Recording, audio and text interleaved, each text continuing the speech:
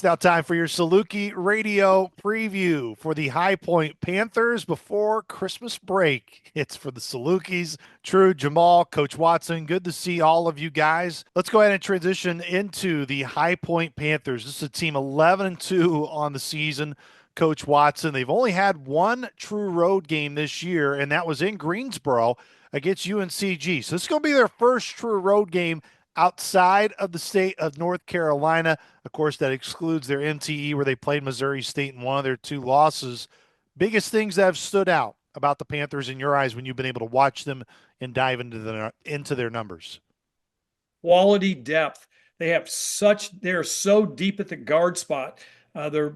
They can score at every position, but they really can. They just keep bringing guards off the bench.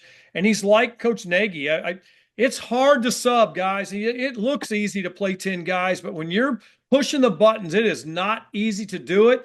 He and Coach Nagy are very kindred spirits on the ability to play their guys, and it's going to help both their teams come conference play.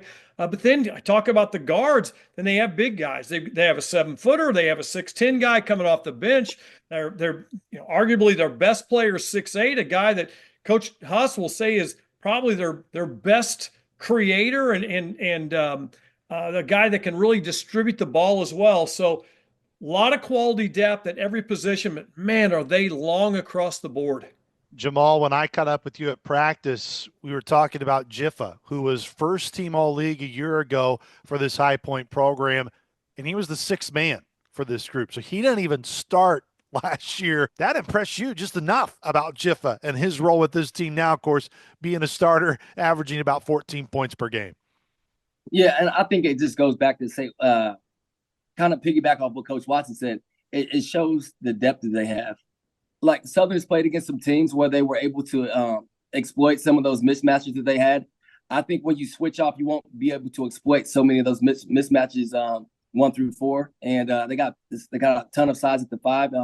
It's going to be interesting to see how they guard it and how the game plays out. Mike, we were going through it this week, whether it's Demarion Williams, Kamani Hamilton, really talented players, but maybe the most impactful as of late has been Bobby Pettiford. He started his career at Kansas. He transfers in from East Carolina. He made game-winning plays against App State just the other day, and then he hit a game-winning shot against Hampton as well down at MTE in the Cayman Islands.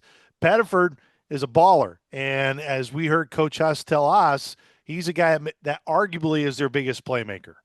Yeah, and if he hasn't been injured, he may be starting every game and not coming off the bench, which again just goes to the depth of this team. Watching him the other night against Carolina University, now we didn't get a lot from that game because the starters didn't play much, and it was a runaway from the first media timeout going forward. But you can see how valuable he can be on the court against better competition.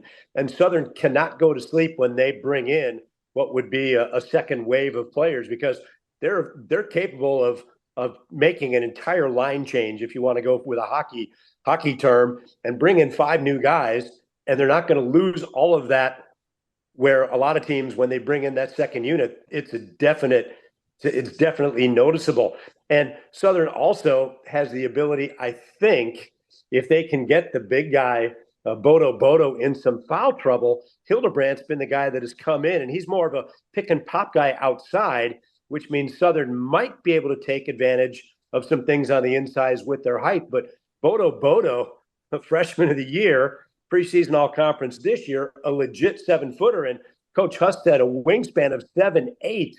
Going to be tough to get to the rim while he is in there playing well. That does it for your Saluki radio preview of the High Point Panthers on Saturday. Tip-off is at 1 o'clock. The IBEW Nika pregame show on the Saluki Radio Network will begin at noon. If you want to watch the television call, you can join the Hall of Famer Jamal Tatum and Mike Trude at 1 o'clock on the Valley on ESPN, wherever you can watch the game on the ESPN app through the Valley on ESPN. So for the Hall of Famers and Jamal Tatum and Ronnie Watson, for Mike Trude, I am Luke Martin. We will talk to you Saturday, Saluki Nation. Go Dogs!